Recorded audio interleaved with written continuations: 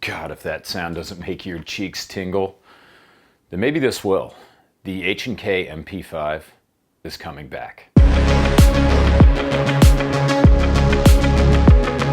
And I'm talking about an H&K MP5.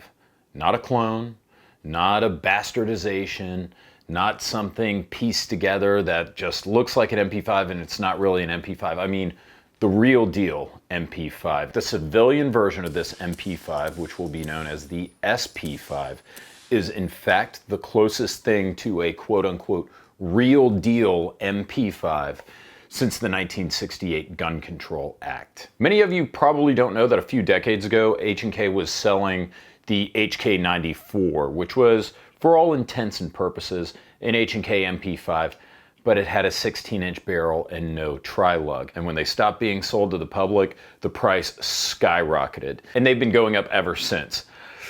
I expect that this is going to make those prices come crashing down. I would say the SP5 is more of an MP5 than the HK94 ever was. The primary reason for that is that you get the SP5 in the proper MP5 barrel length, roughly 9 inches. It looks like an H&K MP5 through and through, and I can say that on some authority because I do have an H&K MP5 myself that's built from all H&K MP5 parts. Now it's got some MKE parts in there, it's got some POF parts in there, but it is an all H&K MP5 gun.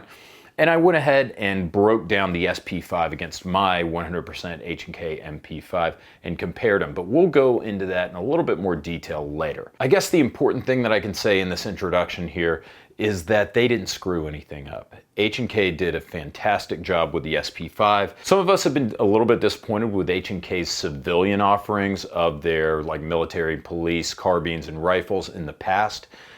I don't think you're going to be disappointed with this one. It's everything that we wanted, and thank God it seems like H&K finally listening to their civilian customers when they produced the SP5. They said this was a long time coming. They said that they have struggled. They've been trying to do this for years, and they've had to grapple with US import law, German export law, and they said it was just an absolute nightmare to get it done.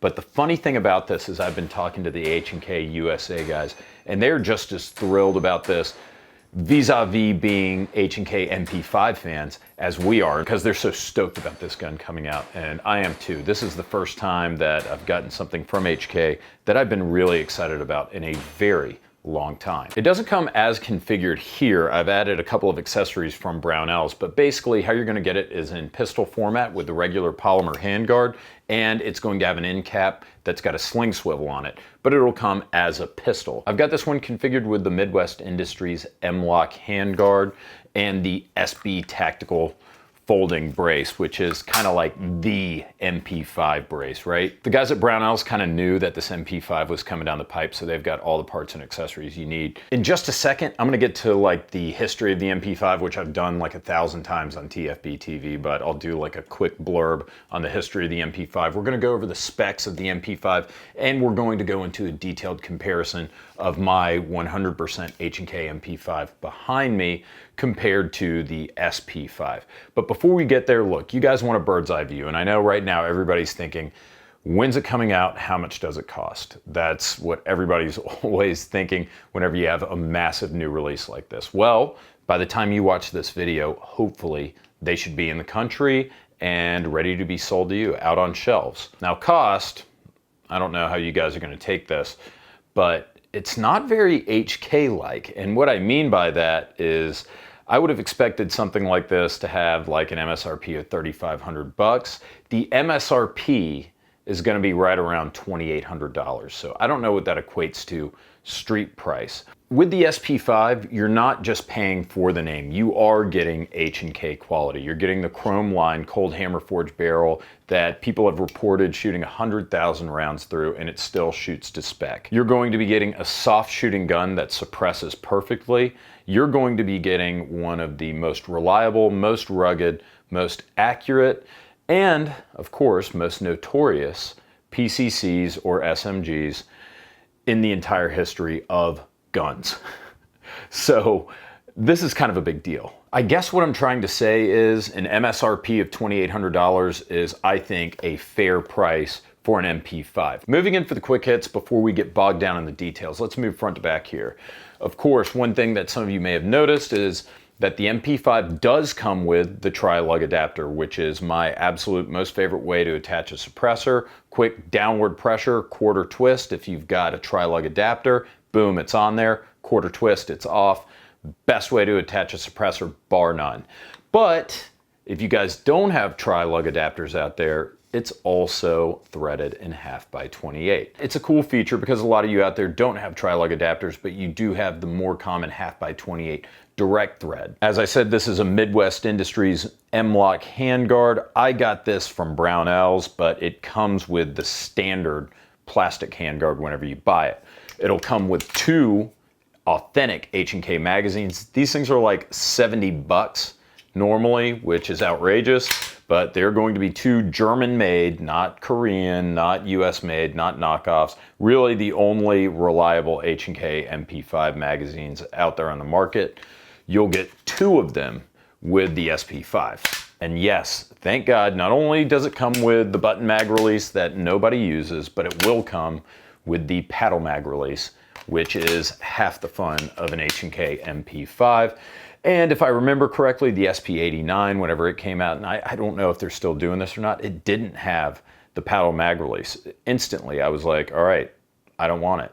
So it's nice to see that they've included the paddle magazine release because that's a big deal. The tri-lug and the paddle mag release are so MP5 that if you don't have them, you're really depriving yourself of the overall experience. True to form, it has the HK claw optic mount, which nobody uses anymore, but of course there are dozens of manufacturers making adapters so you can get flat rail on top of your receiver so you can mount an optic, and I've done that on my MP5 back there. It's got the pictogram trigger pack with safe and fire, and it's got an ambi selector switch, which is kind of neat. Now let's talk about the only thing that really disappointed me about the SP5, and I mean the only thing. When you think of the 4 hallmark H&K MP5 features, there are 4 things that you're definitely thinking about. The 4 most MP5-y MP5 features, if you will. The tri-lug adapter, which we've already discussed. The paddle mag release, which we've already discussed. Of course, the left-hand charging handle with the ability to lock it in the cocking tube that everybody loves so you can get that patented HK slap, and diopter sights. We haven't talked about diopter sights yet, and that's for a reason.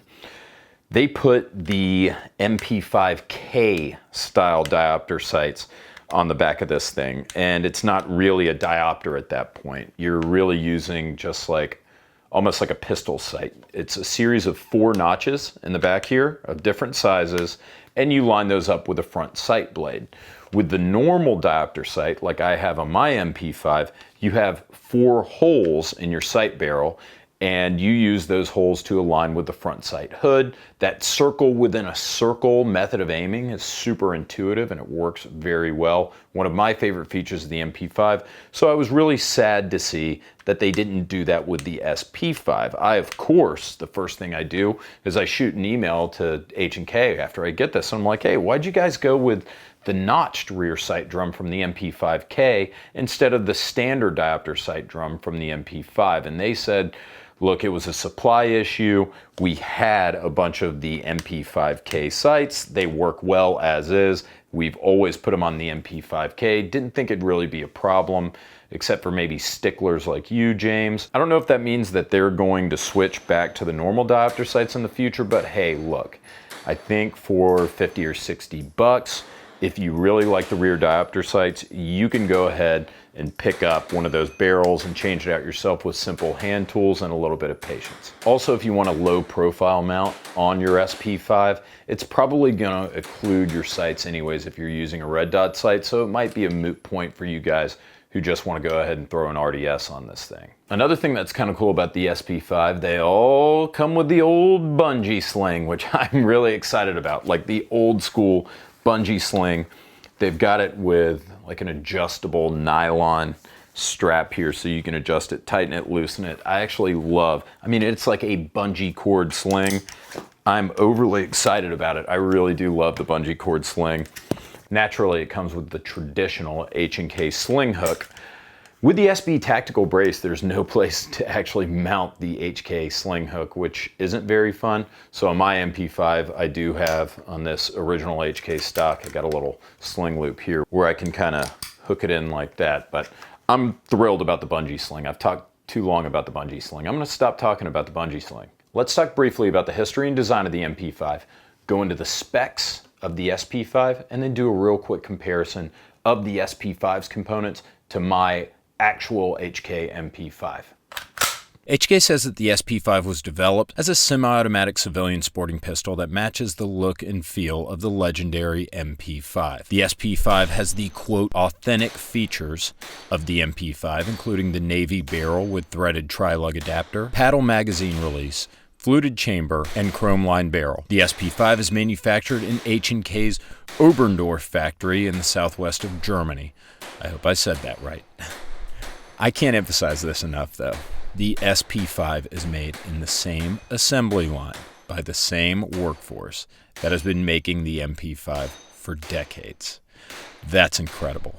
As we all know, the SP5 is chambered in 9mm and uses 30-round MP5 steel box mags. 10-round magazines are available for communists.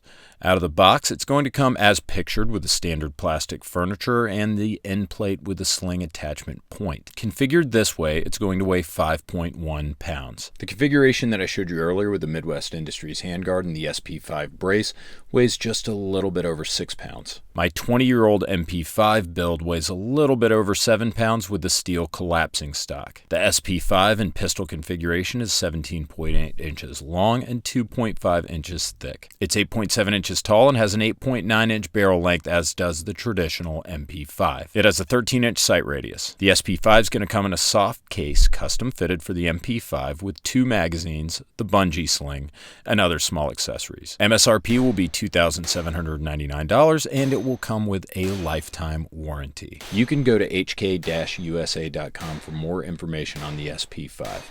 If you're thinking about researching this gun for purchase, I also like the HK Pro forums. I've learned a lot there over the years, and those guys are definitely knowledgeable. Looking at the specs, you can tell that H&K took this gun seriously and that they wanted to make sure that this civilian offering was as close as they could legally make it to the real deal. There's no denying the legacy of the MP5.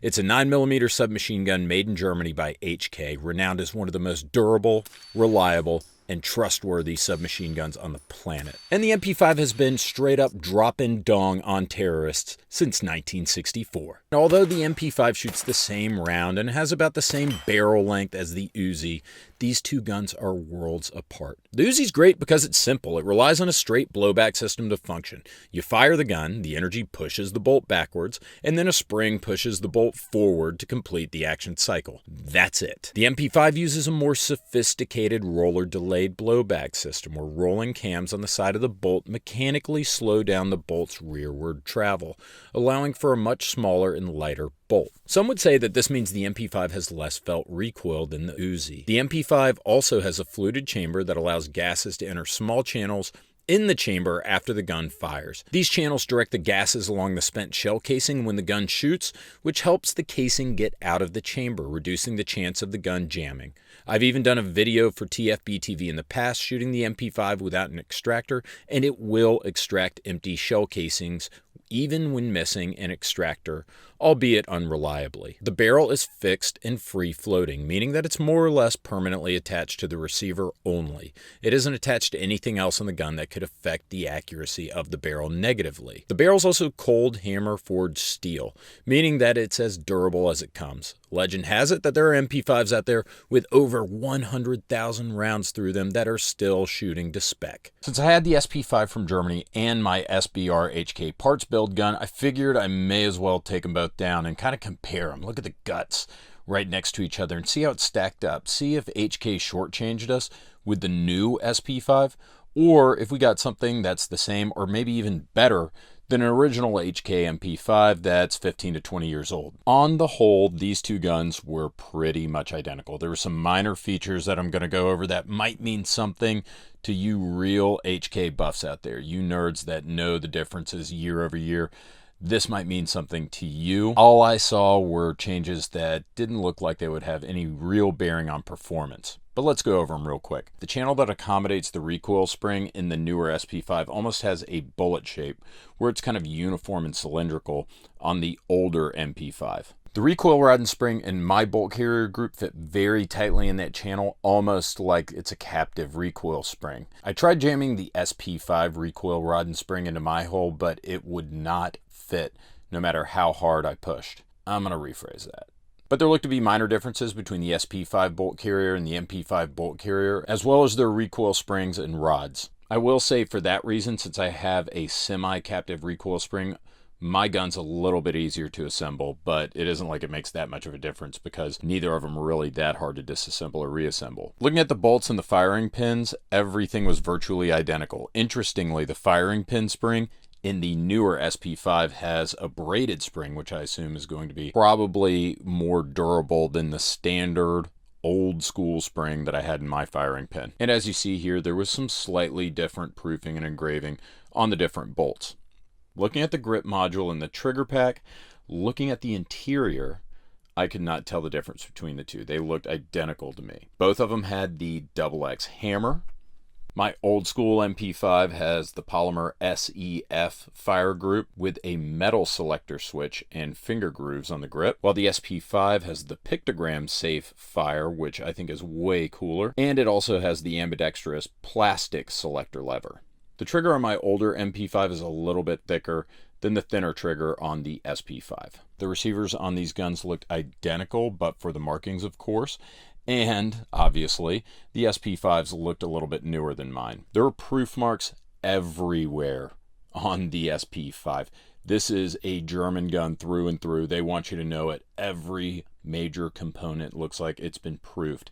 Really awesome. I love the Teutonic flare on this gun. Interestingly, the SP5 has a marked barrel on the left-hand side with the caliber and some proofing, where the barrel from my original MP5 has no proof marking whatsoever. Also, as I've mentioned a couple times in this video, the SP5 has a 1/2x28 threaded barrel with the tri-lug, and my older MP5 has the tri-lug adapter only. Also, as mentioned elsewhere in the video, the newer SP5 has the notch diopter sight, which is not really a diopter sight from the MP5K, while I have the OG diopter sight that I love to death on my MP5.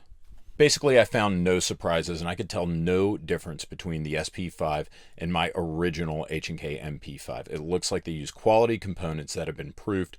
This truly looks like an MP5 through and through. And can we talk about shooting this thing suppressed? You guys know I love the Federal Syntech, so I got the 150 grain subsonic Federal Syntech, ran this through an AAC Evo 9 with a tri-lug adapter, and oh my God, it was like sweet, sweet music, even indoors. We've got Federal Syntech. This is the 150 grain, which should be ideal for a suppressor because it's probably going to be subsonic even through the whatever 8-9 inch pickup we've got in this MP5.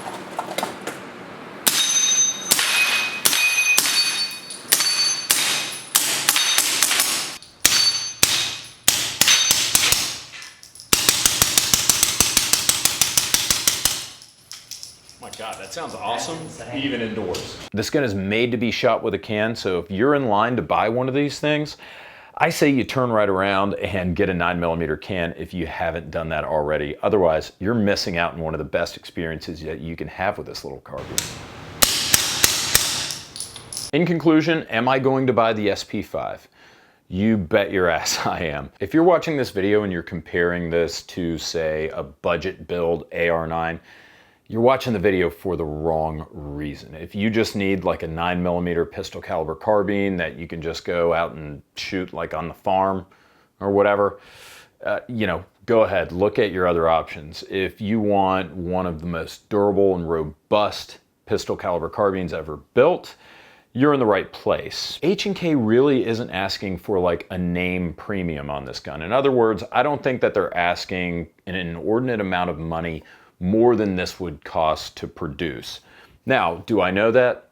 Absolutely not. But I do know that you have other manufacturers out there making clones that are selling them for $2,800. I think the least expensive clones run around $1,600 or $1,700 street price. So that kind of closes the gap. If you're looking at maybe these falling into like $2,400 or $2,500 street price, then you're really closing the gap between a reasonably priced H&K MP5 clone and the genuine article. As you saw in the video, this thing is through and through an MP5, in as much as you can own an MP5 legally in the United States. The only thing that I didn't really like about it was using the MP5K sight drum, but again, that's an oversight that can be easily looked past, especially considering you can probably take this thing off and chuck it for like $30 or $40 and then buy the regular diopter sight for $50 or $60. It's a moot point also if you're going to mount a red dot sight on this thing, because you're not going to be able to use your regular diopter sights. If you just want a pistol caliber carbine, then maybe you don't look at the MP5. There are a lot of good options out there. Again, I've done a series of videos on the MP5, but if you want one of the most legendary, one of the most proven, one of the most finely built 9mm SMG / pistol caliber carbines ever made, you can get one today for a pretty reasonable price. The H&K MP5, now the civilian SP5, is extremely well done. Thank you, HK. But thank you most of all to you guys watching. We couldn't be here without you. We certainly couldn't be here without our Subscribe Star and Patreon supporters. We do a free gun giveaway every month on Patreon and Subscribe Star. So please join us at the $5 or the $10 level and you're automatically entered to win. Thank you as usual to Ventura Munitions, the best ammunition store on the face of the earth. And thank you to Blue Alpha Gear, who make excellent tactical belts that are worn by many TFBTV contributors and viewers. But again, thank you guys for watching, and thanks to HK for not messing this up. I'll see you all next week.